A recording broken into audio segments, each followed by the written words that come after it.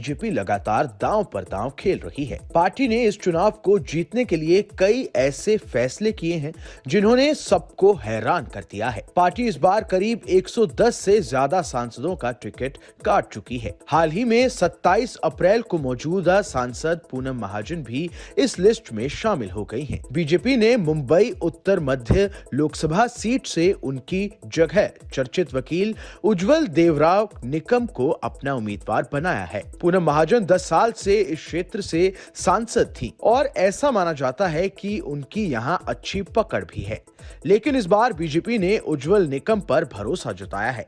ऐसे में लोग ये जानना चाहते हैं कि आखिर उज्जवल निकम कौन है। उज्जवल निकम महाराष्ट्र के जलगांव के रहने वाले हैं। निकम मुंबई आतंकी हमले के मामले में सरकारी वकील थे। निकम 26/11 हमलों के बाद पकड़े गए आतंकवादी अजमल कसाब के मुकदमे जैसे कई महत्वपूर्ण मामलों में विशेष लोक अभियोजक रह चुके हैं।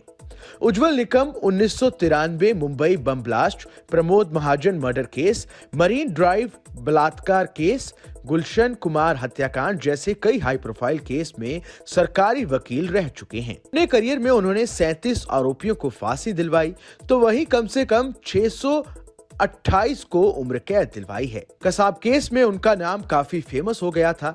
आखिर में मुंबई हमले में शामिल आरोपी अजमल कसाब को भी फांसी हो गई थी। वहीं उज्जवल निकम कसाब केस को लेकर एक कंट्रोवर्सी में भी फंस गए थे। दरअसल उन्होंने खुद इस बात को स्वीकारा था कि उन्होंने अजमल कसाब को लेकर अफवाह फैलाई थी कि वो जेल में बिरयानी की मांग करता है और फिर उसके लिए व्यवस्था भी की जाती है। पुणे की पूर्व पुलिस आयुक्त ने अपनी किताब मैडम कमिश्नर में दावा किया था कि आतंकवादी आमिर अजमल कसाब ने जेल में कभी बिरयानी नहीं मांगी। वहीं 2015 में ही सरकारी वकील उज्जवल निकम ने साफ कर दिया था कि ये बात सच है कि कसाब ने कभी बिरयानी नहीं मांगी और ना ही उसे बिरयानी परोसी गई।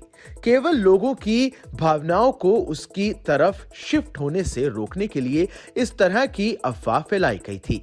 निकम ने ही कहा था कि लहर आतंकवादी के पक्ष में जाने लगी थी।